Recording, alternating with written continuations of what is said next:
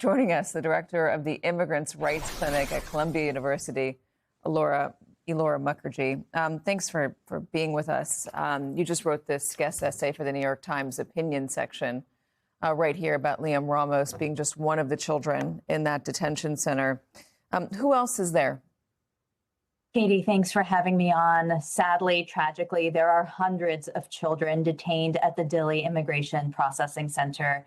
These children hail from around the world. Overwhelmingly, they are seeking asylum. They and their parents have no criminal histories anywhere in the world.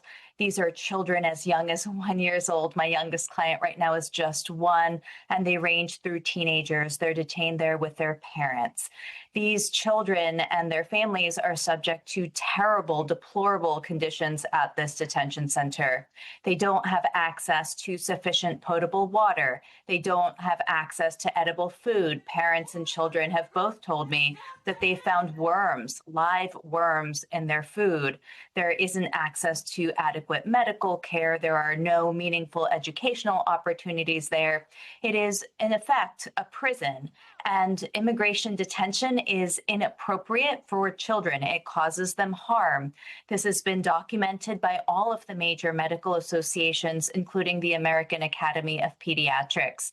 So Liam is just one of hundreds of children, and all of these children and their families deserve to be released.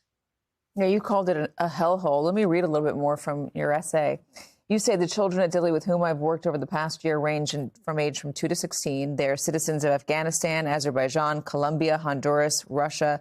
A 2-year-old boy was breastfeeding in detention. One 6-year-old boy had leukemia. An 8-year-old girl began wetting the bed. A 14-year-old girl engaged in self-harm. All of these children and their parents were detained despite being eligible for release. So I know Liam Ramos is getting a lot of attention, and that image is part of the reason why. I mean, that image, my gosh, anybody really, but especially people who are parents. I mean, we've all seen our kids look like that, look scared, or worry about our kids looking scared like that, or can imagine it, and it's wrenching. What's happening with these other kids, and why have they not been released? The Dilley Immigration Detention Center is more than an hour outside of San Antonio. It's located in a very small town of only about 3,000 people. There aren't enough immigration lawyers or civil rights lawyers to provide services to the hundreds and hundreds of children and families detained there. The detention center is rural. It's in a rural and remote area of the country. And the other complication is it's really difficult to file a federal habeas petition. It requires enormous resources. The law in this area is complex, and overwhelmingly, children and families are having trouble accessing lawyers. The overwhelming majority of families and children at this detention center are forced to navigate their immigration proceedings alone without access to counsel. It's a very tragic situation. How is Liam Ramos doing? I understand from his lawyers that Liam is happy to be back home, but that doesn't mean that the trauma is over.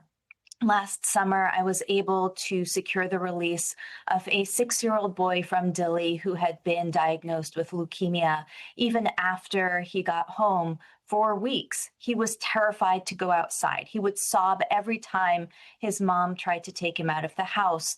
Anytime strangers walked by their apartment, he would hide under the bed. He was extremely scared that armed men would take him away again.